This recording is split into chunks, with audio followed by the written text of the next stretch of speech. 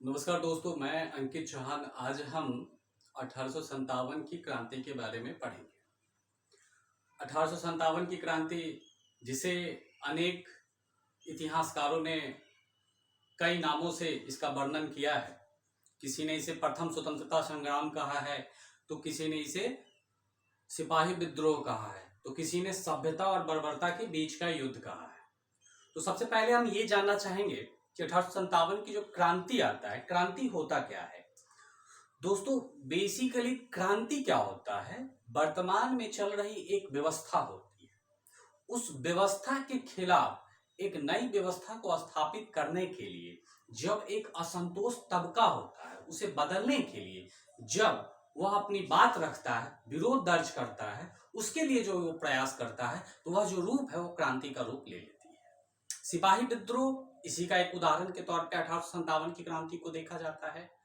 इसमें इसे विद्रोह भी कहा जाता है। विद्रोह वस्तुतः सिर्फ विरोध दर्ज करने के लिए किया जाता है, उनके पास नई व्यवस्था को स्थापित करने के लिए एक बेहतर रोड मैप नहीं होता है। तो अब हम जानेंगे कि 1857 की जो यह क्रांति रही है, इस क्रांति के पीछे का इतिहास को थोड़ा सा उद्धृत करते हैं, उसको समझने का प्रयास करते हैं। देखिए, इसकी जो जड़ें है वो भारतीय इतिहास में काफी गहरे हैं। कोई भी घटना, और ये 1857 की जो सिपाही विद्रोह जैसी ऐतिहासिक घटना किसी एक दिन का यह परिणाम नहीं रहा है। इसके पीछे 200-300-400 वर्षों का इतिहास रहा है। वस्तुतः इसकी शुरुआत होती है जब इंग्लैंड में उपनिवेशवाद का प्रभाव, इंग्लैंड में अन्य देशों में जब अपने पैर पसारने शुरू करते हैं, और 1600 ईस्वी में फिर महारानी के माध्यम से उनको व्यापार करने का अधिकार, वहां के राइट्स मिलते हैं, और जो व्यापारी वर्ग हिंदुस्तान में आते हैं, वहां से भारत का अंग्रेजों के साथ संबंध स्थापित होता है। कालांतर में आप पाएंगे कि 1764 के बक्सर युद्ध के बाद जो मूलतः जो प्रशासनिक अधिकार है, यानी कि अधिकांश अधिकार अंग्रेजों के हाथ में आ गए थे। आगे चल के यह रूप धीरे धीरे धीरे 1857 तक ये एक व्यापक विद्रोह होता है, व्यापक क्रांति होती है, जिसे हम सिपाही विद्रोह या 1857 की क्रांति के नाम से जानते हैं। इस क्रांति के पीछे के मूल कारण को अगर समझेंगे, तो उस कारण को समझने के लिए आपको 5-6 ऐसे मेजर कॉज रहे हैं जो 1857 की क्रांति के पीछे का कारण है, जो इसको हम सामाजिक कारण, आर्थिक कारण, राजनीतिक कारण, सैनिक कारण और तात्कालिक कारण के रूप में बांट के देख सकते हैं। सामाजिक कारण क्या है? देखिए, जब अंग्रेज हमारे देश में आए थे, तो उस दौर का एक जो मेजर मतलब एक थ्योरी, उस समय की एक थ्योरी है, जिसे हम व्हाइट मैन वर्डन थ्योरी कहते हैं। ये व्हाइट मैन वर्डन थ्योरी क्या है? तो इस थ्योरी के अनुसार जो ये अंग्रेज थे वो अपने आप को एलीट समझते थे, अपने आप को श्रेष्ठ समझते थे, और उनका यह, इस सिद्धांत के अनुसार उनका यह मानना था कि वो जो है सो बाकी सोसाइटी को रिफॉर्म करने की जिम्मेवारी, उसमें सुधार करने की जिम्मेवारी इन श्वेतों के पास है। ये जिम्मेवारी वो निभा रहे हैं, और उनकी यह जिम्मेवारी बनती है कि वो समाज को सुधारे। अब है, आगे चल के आप पाएंगे कि हमारे हिंदुस्तान में उस दौर में जब 19वीं सदी के पूर्वार्ध की आप बात करेंगे, जी हाँ, यहाँ पे पूर्वार्ध और उत्तरार्ध मतलब 1850 से पहले की बात, उत्तरार्ध यानी कि 1850 के बाद की बात। तो 19वीं सदी के पूर्वार्ध में हम पाते हैं कि कई सारे, या उसके कुछ टाइम बाद भी सोशल चेंजेज हुए।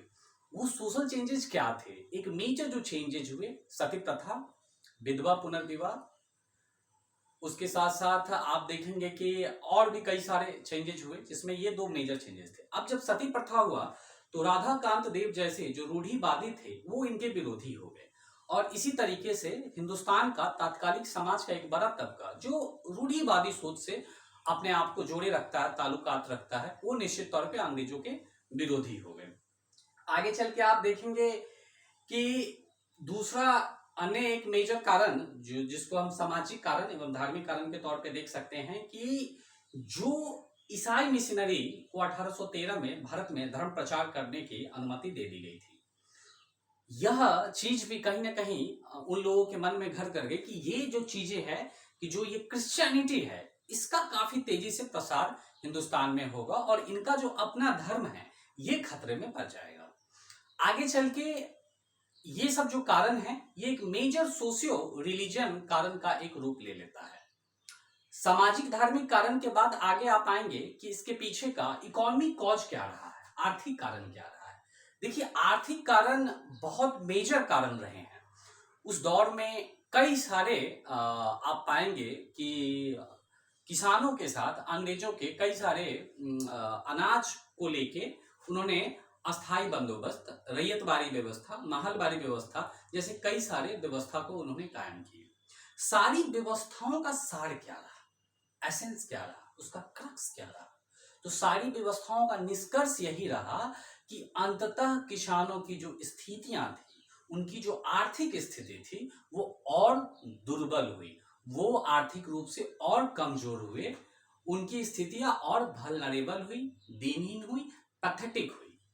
ये उनके जस्ट बिकॉज उनकी जो ये जो नीतियां थी, ये इसके पीछे का आर्थिक नीतियां बड़ा कारण रही। दूसरा चीज, जब अंग्रेज यहाँ पे आए तो उन्होंने आगे चल के कृषि के क्षेत्र में उन्होंने वाणिज्यिक कृषि को बढ़ावा दे दिया। यहाँ पे हमें ये समझना है, वाणिज्यिक कृषि चूंकि भारत को उन्होंने क्या किया कि कच्चे माल के निर्यातक के तौर पे प्रमोट करना शुरू कर दिया।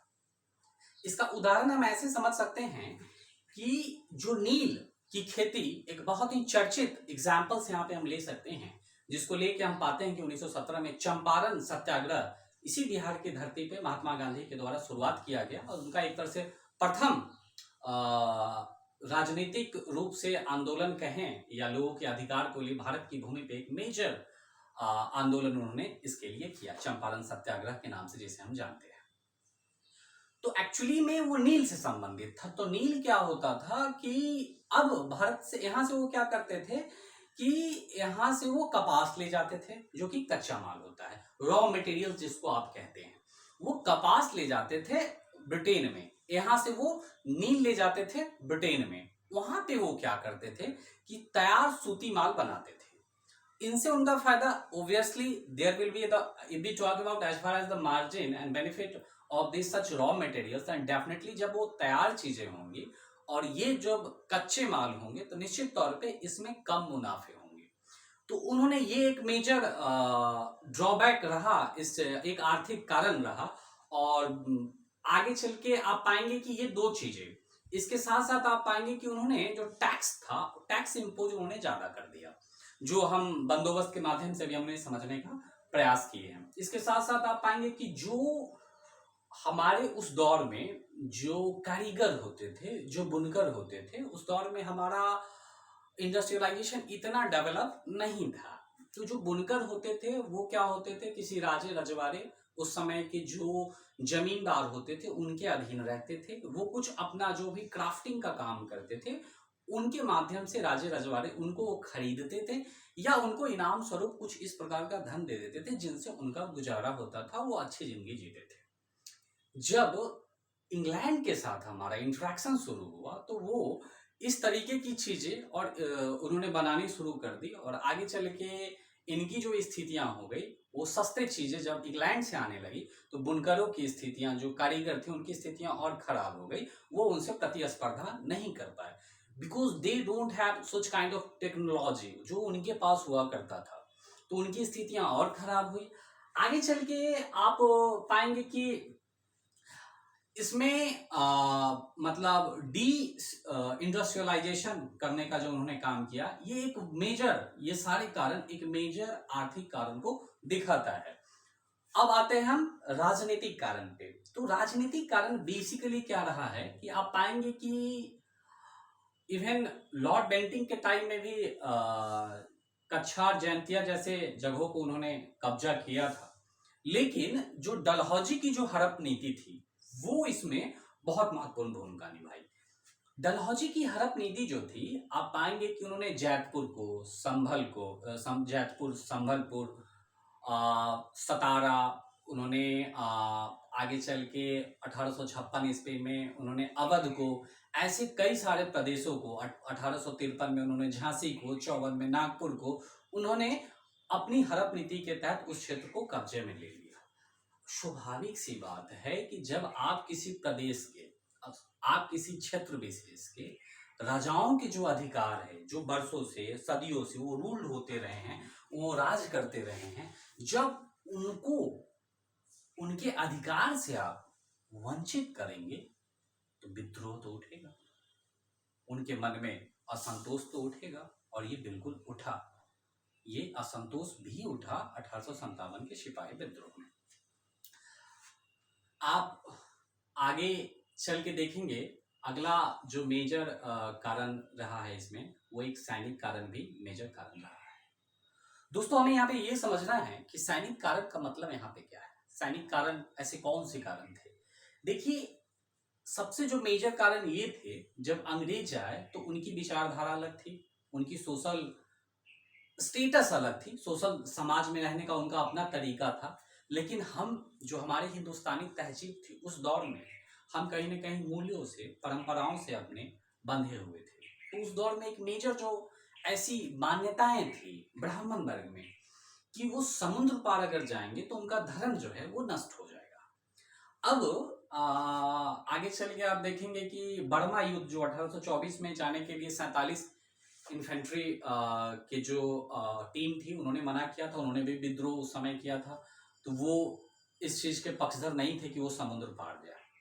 अब बिपिन चंद्र साहब ने इसके लिए लिखा है, सीताराम नामक एक सैनिकों का जिक्र किया है कि जब वो समुद्र पार गए और आगे युद्ध किए, तो युद्ध के बाद जब वो वापस आए तो छावनी में भी उनका विद्रोह हुआ और उनके अपने बिरादरी में भी उनको दखल कर दिया गया। तो कहीं ना कहीं ये जो सारे तरीके थे ये विद्रोह को पुष्टि करता था, उसको इंगित करता था। आगे चल के इसकी परिणति उसी रूप में होती गई। इसके साथ साथ आप पाएंगे कि एक मेजर जो एक्ट आया, वो पोस्ट ऑफिस से संबंधित एक्ट था और उसमें ये चीजें कहा गया कि जो सैनिक जो चिट्ठियां भेजा करते थे वो चिट्ठियां पहले संभवतः फ्री ऑफ कॉस्ट थी, लेकिन उनके जो अधिकार थे वो आगे चल के एक्ट में वो अधिकार भी उनसे छीन लिए गए। तो इस तरीके से सैनिक वर्ग में एक असंतोष हो गया। देखिए, हमें यहाँ पे ये चीजें समझना है कि ये जो सैनिक थे ये बेसिकली कोई रॉयल फैमिली से बिलोंग नहीं करते थे। जो इस 1857 के सिपाही विद्रोह में 75,000 सैनिक सिर्फ अवध से भाग लिए थे और अवध को कुशासन के आधार पर हड़प लिया गया था 1856 में। तो आप ये समझिए कि ये सैनिक भी किसी किसान परिवार से ताल्लुकात रखते थे। इनके पिता किसान थे, इनके भाई किसान थे या इनके कोई रिश्तेदार किसान थे।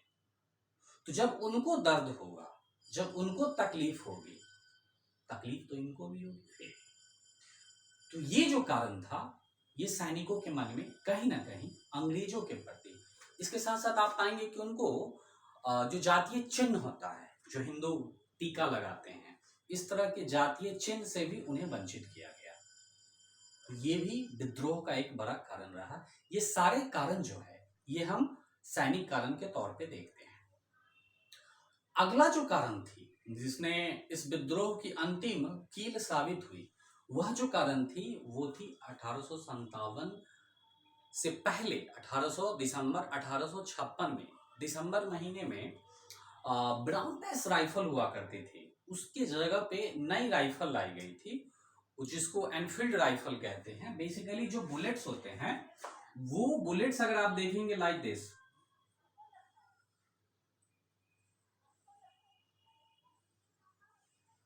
ये बुलेट्स होते थे।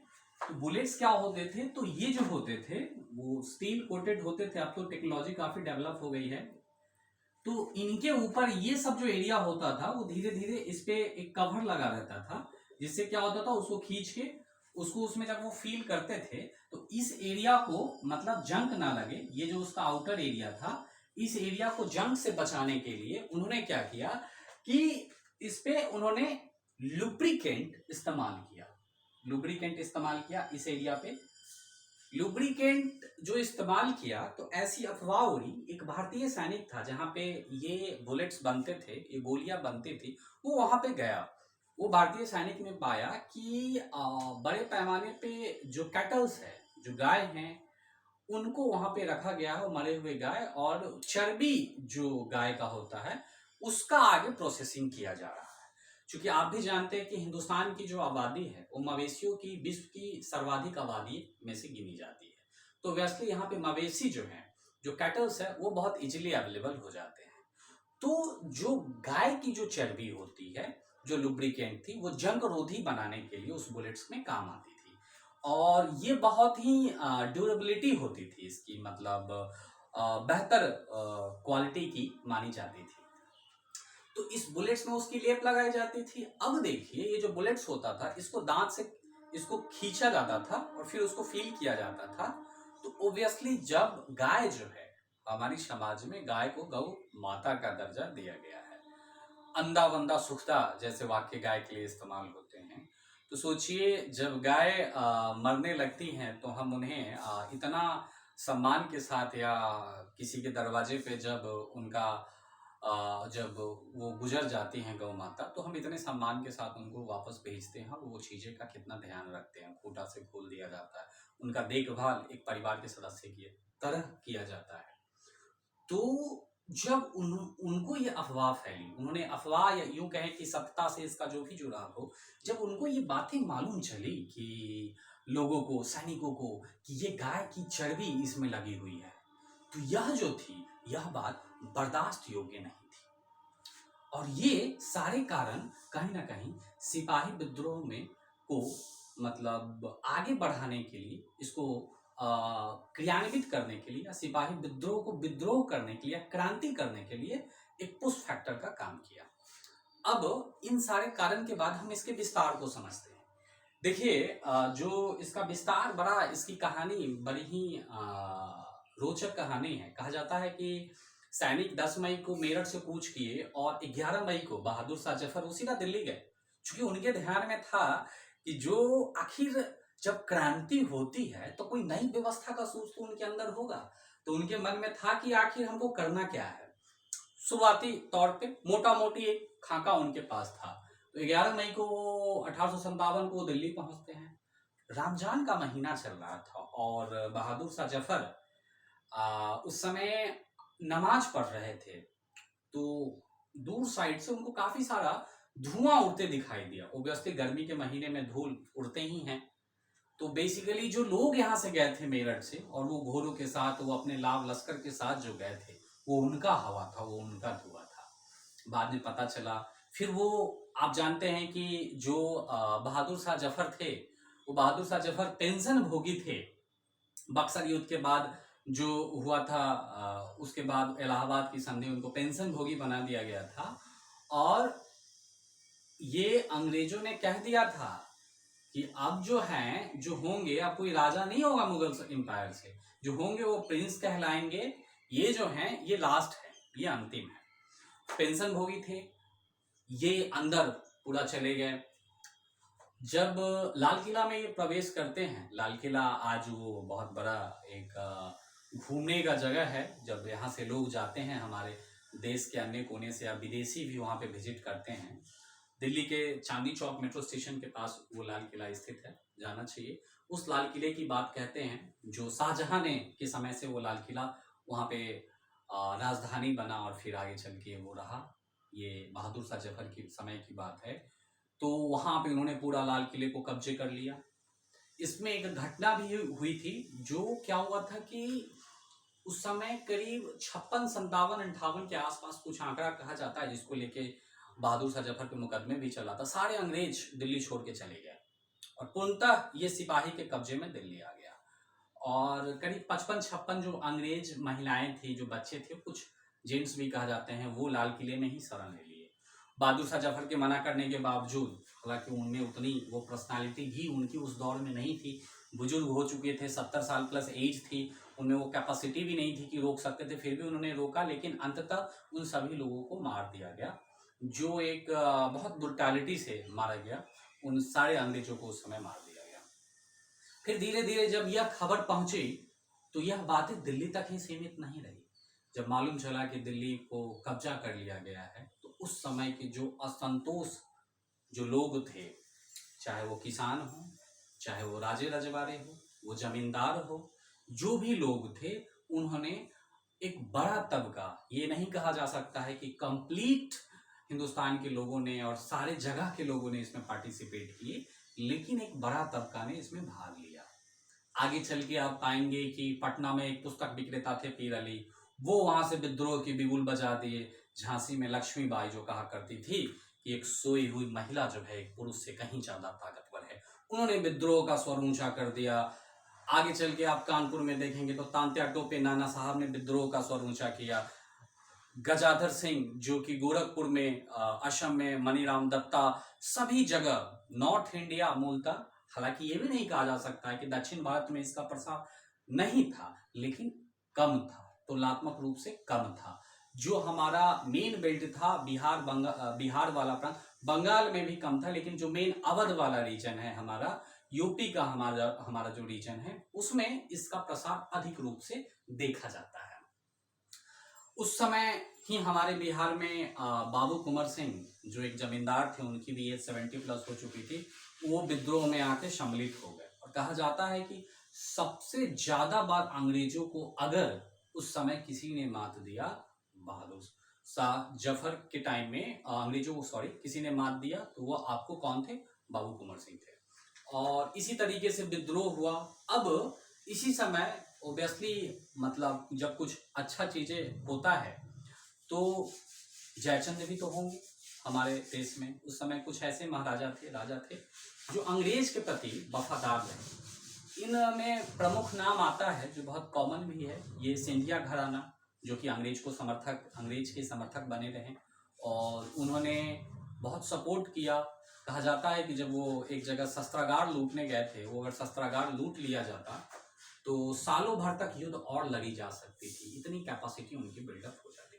लेकिन सिंधिया घराने के वफादारी की वजह से उसमें आग लगा दी गई, अंततः वो सैनिकों को नहीं मिला और वो उनकी योजनाएं विफल हो गई।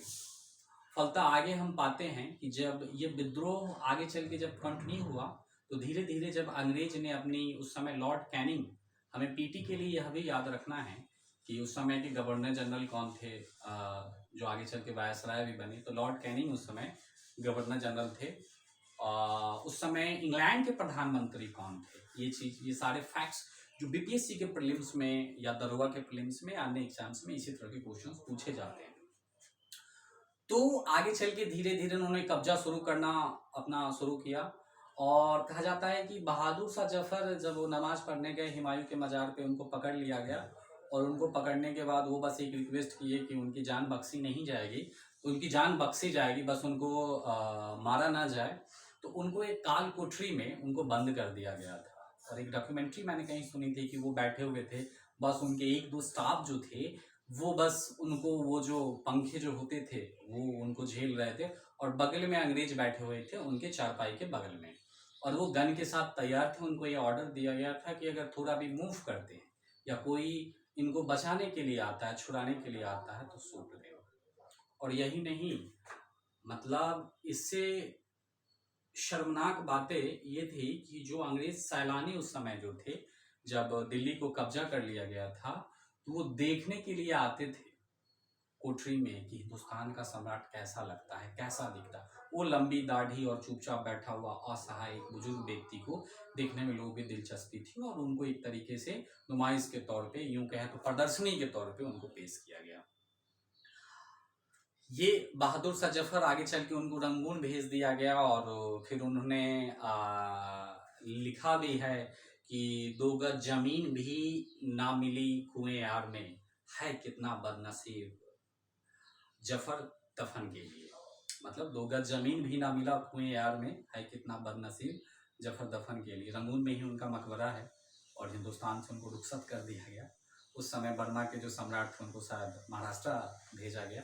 तो इस तरह की चीजें जब अधिकार किसी के हाथ में आती है तो ऐसा तो होगा ही।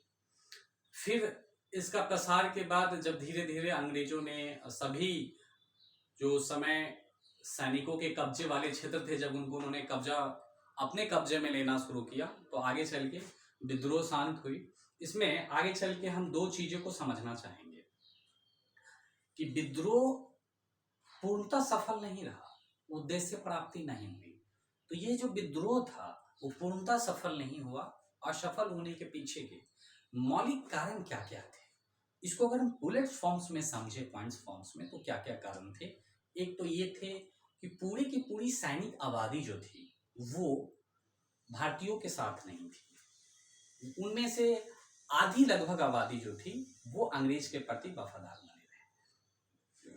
उसके बाद आप पाएंगे कि बहुत सारे ऐसे राजे रजवाड़े, जो मैंने मानसिंह का आप उदाहरण ले सकते हैं, ऐसे लोग सिंधिया के एग्जाम्पल्स ले सकते हैं जो अंग्रेज के प्रति वफादार रहे। फिर क्या है कि इनके पास क्या था कि कोई बहुत बेहतर विजन नहीं था कि इस सिचुएशन से हमें कैसे टैकल करना और कैसे हमें अंग्रेज को यहाँ से पूर्णतः खदेड़ देना है, ये इनके पास विजन नहीं था। शिक्षित वर्ग जो थे ये पूर्णतः इनके साथ नहीं थे, मतलब कंप्लीट वो तटस्थ बने रहे, वो न्यूट्रल बने रहे। किसानों का भी जो एक बड़ा वर्ग है वो इनको सपोर्ट नहीं किया, सारे किसान भी इनको सपोर्ट नहीं की। जमींदार जिनकी जमींदारी गई थी वो भी इनको सपोर्ट की, जिनकी ऑलरेडी जमींदारी थी, जो अंग्रेजों के प्रति वफादार थे, वो इनको सपोर्ट नहीं किए। और राजे रजवाड़े भी देखें तो इस तरह की चीज़ें रही जो एक विद्रोह की बहुत मेजर कारण, और बहुत लंबे समय तक युद्ध को कंटिन्यू करने के लिए, यूँ कहें तो इस विद्रोह को, इस क्रांति को कंटिन्यू करने के लिए बहुत रिसोर्सेज की आवश्यकता होती है। तो वो रिसोर्सेज भी कहीं ना कहीं उनके साथ जो था वो मिसिंग था। तो इस वजह से ये पूर्णतः सफल नहीं हुआ। हालांकि आगे चल के एक बहुत बड़ा मेजर चेंजेस देखने को मिला। तो ये असफलता के कारण थे। देखिए यहाँ पे ये समझना है कि यूपीएससी में क्वेश्चंस भी एक बार आया था कि critically examine and evaluation of 1857 revolts, जो ये फेल किए हुआ इसकी आलोचनात्मक समीक्षा करना है या इसका विश्लेषण करें। इस तरह के क्वेश्चंस पूछे जा चुके हैं कि आखिर ये असफल क्यों रहा, ये पूर्णतः सफल क्यों नहीं हुआ, ये कहाँ तक अपने उद्देश्यों में सफल रहा। सिपाही एक 64वीं बीपीएससी में क्वेश्चन आया था आपको 2019 में कि 1800 ये कि 19वीं सदी के उत्तरार्ध में 1850 के बाद जो नेशनलिज्म थॉट्स के से संबंधित क्वेश्चन थे, तो ऑब्वियसली उस राष्ट्रवादी विचारधारा की जब बात होगी तो सिपाही विद्रोह की भी बात होगी, उस 1857 की क्रांति की भी बात होगी, जो आगे चल के उसको जो एक बेस मिला आगे चल के, वहाँ से कहीं ना कहीं एक रूट कॉज के तौर पे देखा जाता है। उसके बाद के दौर में जो राष्ट्रवादी विचारधारा का प्रसार हुआ, एक नई सिरे से हमारी पूरी व्यवस्था फिर से खड़ी हुई और धीरे धीरे अंततः उसका जो परिणाम है 1947 में देखने को मिला। तो हमें ये समझना है कि ये असफलता के हमने अभी तक क्या देखा, कारण देखा, इसका विस्तार देखा, इसके पीछे कि विफल होने के पीछे क्या असफल क्यों हुआ ये देखा। अब देखते हैं इसके बाद के चेंजेस क्या हुए, मतलब इसके परिणाम क्या हुए। तो चूंकि अंग्रेज अब समझ गए थे कि बहुत ज़्यादा विद्रोह करके, बहुत ज़्यादा हम गलत नीतियों के सहारे हम इन पे कब्जा नहीं कर सकते हम, तो उन्होंने एक अच्छी बात ये की कि उन्होंने अपनी हड़प की जो नीति थी वो उन्होंने त्याग दिया। जो दूसरा चीज़ें आप देखेंगे कि जो अधिकार जो थे, जो कंपनी के अधीन थे, वो अधिकार छीन के चली गई, महारानी विक्टोरिया क्राउन के अधीन चले गए, वो सारे राइट्स उनको मिल गए। इसके साथ साथ जो सेना का जो रेशियो था, वैसे रेशियो जैसे अवध वगैरह जहाँ पे विद्रोहियों की संख्या बहुत थी, क्रांतिकारियों की संख्या बहुत थी, वहाँ पे रेशियो जो थी वो पहले जो रेशियो थी वो 5:1 3:1 की रेशियो थी, उस रेशियो को घटाया गया और अंग्रेजों के अनुपात को बढ़ाया गया। जो एरिया जिसको उन्होंने विद्रोही एरिया घोषित कर दिया। इसके साथ साथ जो कारखाने होते थे, जो बहुत सेंसिटिव चीजें होते थे, उस पे उन्होंने अंग्रेजों को हायर किया, वहां पे उनको उन्होंने नियुक्त किया, भारतीयों को उससे दूर रखा गया। इसके साथ साथ आप पाएंगे कि भारत सचिव पद का सृजन किया गया और 15 सदस्यीय सचिव थी जो ब्रिटेन की संसद के प्रति उत्तरदायी रहती थी, उनको यहाँ का शासन संभालने के लिए किया गया। तो इस तरह से दोस्तों हम पाते हैं कि सिपाही विद्रोह, 1857 की क्रांति के पीछे किस तरह का इतिहास रहा है। शुरू में हमने देखा कि उसकी रूट कॉज कहाँ से शुरू हुई, उसके कारण क्या क्या थे। कारण में हमने सामाजिक एवं धार्मिक कारण देखे, 1 आर्थिक कारण देखे, 2 राजनीतिक कारण देखे, 3 सैनिक कारण देखे, 4 और तात्कालिक कारण देखे, 5। ये मेजर 5 कारण देखे। फिर इसका उद्भव देखे, कहाँ से कैसे कैसे हुआ, फिर इसका किस तरह से कंप्लीट जगहों पर विस्तार हुआ। उसके बाद फिर आगे चल के इसकी समाप्ति भी हुई ऑब्वियसली, और उस समाप्ति के बाद जो ये असफल रहा, इसके पीछे के कारण हम लोगों ने देखा, इस कारण के बाद हम लोगों ने इसके परिणाम को देखा। तो ये सब मेंस के क्वेश्चंस में इस तरह की चीजें क्वेश्चंस आते हैं, तो हमें इस चीज को समझना है। प्रीलिम्स पॉइंट ऑफ व्यू से अगर आप देखेंगे तो हमें यहाँ पे यह देखना है कि 1857 के सिपाही विद्रोह में सर्वप्रथम स्टेटमेंट से संबंधित क्वेश्चंस आते हैं बीपीएससी के प्रीलिम्स में। स्टेटमेंट से संबंधित जैसे किन्होंने कहा कि 1857 का सिपाही विद्रोह को प्रथम स्वतंत्रता संग्राम का, बीडी सावरकर, ये हमें ध्यान रखना है। सभ्यता एवं बर्बरता के बीच का युद्ध किसने कहा? टी.आर. होम्स साहब ने कहा। और इसको राष्ट्रीय विद्रोह की संज्ञा किसने दिया? डिसरायली। तो इस तरह के स्टेटमेंट्स वाले क्वेश्चंस आते हैं, हमें इसको देखना पड़ेगा, आप तभी ये चीजें याद हो पाएगी। इसी तरह की चीजें हैं, इसको याद करना। इसमें आप कुछ नेमोनिक्स भी लगा सकते हैं याद करने में, जैसे सभ्यता और बर्बरता का, तो टी.आर. होम्स, तो यहाँ पे होम्स शब्द हमें ध्यान रखना है। और घर में जो लोग रहते हैं वो सभ्य तरीके से ही रहते हैं, तो ये नेमोनिक्स आप इसमें सेट कर सकते हैं कि घर में जब लोग रहेंगे तो सभ्य तरीके से रहेंगे, तो टी.आर. होम्स यानी कि सभ्यता और बर्बरता का युद्ध। जब बीडी सावरकर की बात आई तो स्वतंत्रता संग्राम। एक चीज यहाँ पे नेमोनिक्स हमें ये ध्यान में रखना है कि जब भी कुछ अच्छी बात होगी तो इंडियन तो कहेंगे ही, तो बीडी सावरकर चूंकि वो राष्ट्रवादी विचारधारा के प्रबल समर्थक लोग थे, तो कहेंगे ही स्वतंत्रता संग्राम। तो ये एलिमिनेशन टेक्निक में इस चीज को भी हमें ध्यान रखना है, तो ये सारे हमें याद करना है स्टेटमेंट। इसके साथ साथ हमें किस जगह पे कौन जो थे वो क्रांतिकारी या विद्रोह करता कौन थे, इन्होंने विद्रोह किया था, क्रांति की थी, तो इसमें जगह का नाम याद रखना है। जैसे बिहार की बात आएगी, पटना की, तो कुंवर सिंह, आरा रीजन उस समय पटना से जुड़ा हुआ था। उस समय उनके जिलाधिकारी कौन थे, तो विलियम टेलर, ये ध्यान में रखना है। गोरखपुर से कौन, तो गजाधर सिंह। असम से कौन, तो मनीराम दत्ता। लियाकत अली कहाँ से थे, तो इलाहाबाद से थे। आपको कानपुर से कौन थे, तो नाना साहब तांत्या टोपे थे। ये चीजें ध्यान में रखना है। तो इस तरीके के सभी जगह, इसके साथ साथ इसमें जिन्होंने इसको दमन किया ये भी ध्यान में रखना है, कौन अंग्रेज कहाँ का दमन किए, इसमें किन की मृत्यु हुई, ह्यूरोज की मृत्यु हुई, बनारस में कौन दमन किया, इन चीजों का आपको ध्यान में रखना है। जो पीटी पॉइंट्स ऑफ व्यू से जो क्वेश्चंस आते हैं वो इस तरह के क्वेश्चंस आते हैं। कुछ क्वेश्चंस जैसे उस समय के आपके वायसराय कौन थे, ये ध्यान में रखना है। आगे चल के जब चेंज हुए जो वायसराय, उससे पहले वो क्या थे, वायसराय बनने से पहले गवर्नर जनरल थे, और वो फिर वायसराय, तो उस समय वो कौन थे, तो कैनिंग थे। पामस्टन उस समय इंग्लैंड के प्रधानमंत्री थे, तो वो हमें ध्यान में रखना है, वो नाम हमें ध्यान में रखना है। इसके साथ साथ इनका मूल नाम भी पूछा जाता है, कहाँ के थे। उस समय एक क्वेश्चन आया था यूपी पीसीएस में कि उस समय कौन कवि जिन्होंने इसको आंख से देखा था, तो मिर्जा गालिब उस समय के ही शायर रहे हैं। आज भी रेफरेंस उनका लिया जाता है मिर्जा गालिब का, और बहुत आइडियलाइज तरीके से देखा जाता है शायरों में, वो आज भी शायद उनका सर्वोच्च स्थान है। कहा जाता है कि मिर्जा गालिब इतने दुखी हुए थे इस क्रांति से, इस विद्रोह से, कि उसके बाद उन्होंने बहुत कम शायरी लिखी। हार्डली वो जो एक साल में लिखते थे वो बाकी जिंदगी में उतनी उन्होंने लिखी, कुछ 10-12 शायरी। तो मिर्जा गालिब से संबंधित ये क्वेश्चंस भी आता है। उस समय वो दिल्ली के थे। आगे चल के इनमें पूछा जाता है रानी लक्ष्मीबाई के बारे में कि वो कहाँ से मूलतः थी। रानी लक्ष्मीबाई जो वहाँ आपको झांसी में जो विद्रोह की थी, ये बड़ा अच्छा जगह है झांसी, और इनका जो किला है, मुझे सौभाग्य मिला देखने का, और किला के अंदर आप प्रवेश करते हैं तो वो क्या उस समय की परिदृश्य रही होंगी, वो कहीं ना कहीं अपने आप को गौरवान्वित करती है। उस किले के अंदर भी मुझे देखा मैंने कि एक रास्ता बना हुआ था, जो उस पर लिखा हुआ था कि ये जो रास्ता है सीधा ग्वालियर में मिलता था। एक खुफिया मतलब रास्ता, सीक्रेट रास्ता था, उस किले से बना हुआ था, जो सीधा झांसी और ग्वालियर को कनेक्ट करता था। वहाँ पे इस तरह की पट्टियाँ लगी हुई थी। तो इस तरह का चीजें हमें फैक्ट ध्यान में रखना है।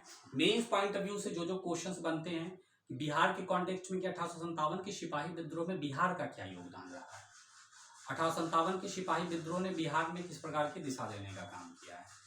यूपीएससी में क्वेश्चंस भी आते हैं कि सिपाही विद्रोह की असफलता के पीछे के कारण है, इसका आलोचनात्मक समीक्षा करें, इसको योगदान क्या रहे हैं मूल्यांकन करें, भावी समय में इसने किस प्रकार दिशा देने का काम किया है, भारत की राजनीतिक व्यवस्था में किस तरीके से इन्होंने परिवर्तन किया है, चेंज किया है, ट्रांसफॉर्म किया। इस तरह के क्वेश्चंस हमें समझने पड़ेंगे सिपाही विद्रोह में। तो इस तरह से पीटी और मेंस के क्वेश्चंस आते हैं। मूलतः यही चीज़ों को हमें बहुत बेहतर तरीके से समझना है। नमस्कार।